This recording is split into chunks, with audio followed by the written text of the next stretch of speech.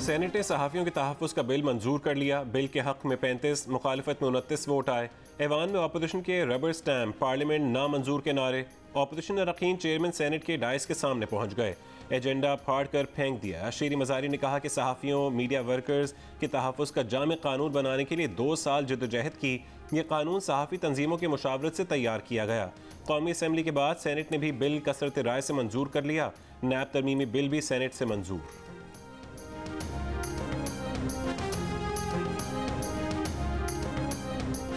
Peoples party की senator शेरी रहमान का higher education commission तरमीमी bill पर एतराज़।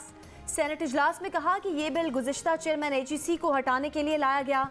HEC को भी ख़त्म किया जा रहा है। फ़रोग नसीम ने कहा कि कमेटी में बिल्स का भेजना ऐवान का इस्तेहकाक है। ये बिल किसी शख्स से मुतालिक नहीं, हर शख्स के लिए है।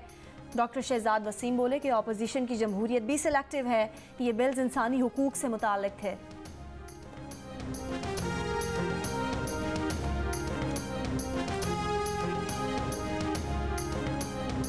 मुस्लिम लीग नून के रहनुमा एहसन इकबाल का कहना है कि अपनी हुकूमत जाती देखकर इमरान खान ने अपने साथियों को NRO देना शुरू कर दिया। अब तो दुश्मन जासूसों को भी NRO देने पर उतर आया है। हमारा कानून अपील का हक देने के लिए काफ़ी है। पेशावर हाई कोर्ट ने मिलिट्री कोर्ट्स के फैसलों को तब्दील किया, पाकिस्तान का वक़ार खाक में मिला दिया है।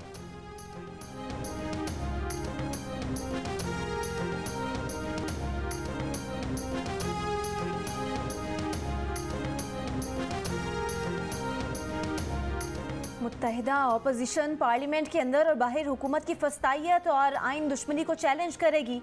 शहबाज शरीफ की ज़ेर सदारत मुस्लिम लीग नून के पार्लिमानी एडवाइजरी बोर्ड के इजलास में फैसला। शहबाज शरीफ ने कहा कि हुकूमती कानून साजी को आइनी कानूनी नहीं मानते, फरमान इमरान न्याजी मुस्तरद करते हैं। मीरपुर में पाकिस्तान और बांग्लादेश के दरमियान पहला T20 जारी। पाकिस्तान ने बांग्लादेश के 4 खिलाड़ी आउट कर दिया।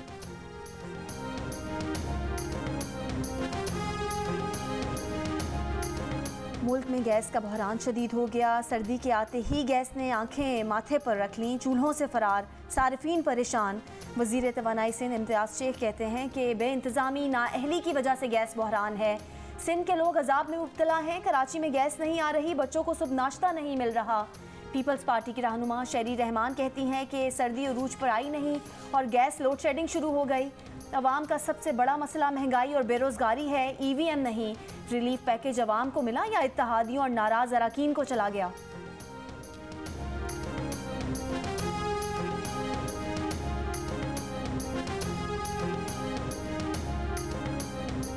पीपल्स पार्टी ने नौशहरा में मैदान सजा लिया। जलसे की तैयारियां मुकम्मल। चेयरमैन बिलावल भुट्टो जरदारी जलसे से खिताब करेंगे। जलसा गाह में कारकुनों की आमद का सिलसिला जारी है।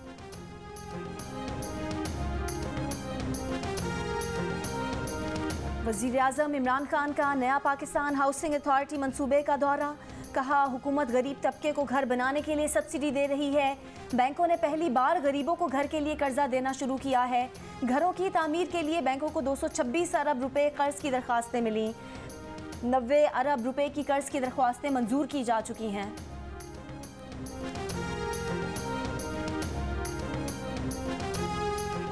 एडमिनिस्ट्रेटर कराची मुर्तज़ा वहाब कहते हैं कि सिंध हुकूमत ने अपने किसान को मजबूत करने के लिए गन्ने की कीमत बढ़ाई है। वफाकी हुकूमत महंगे दाम पर आटा दरामद करने को तैयार है। फ़ायदा उनके दोस्तों को होता है। अपनी नाअहली छुपाने के लिए गलत अदाद शुमार बताते हैं।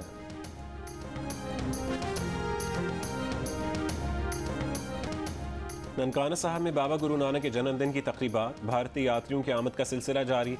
दुनिया भर से आए हज़ारों सिख यात्री मजहबी रसूमात की अदायगी में मसरूफ़। आज 500 यात्रियों की करतारपुर आमद मुतवक्किल।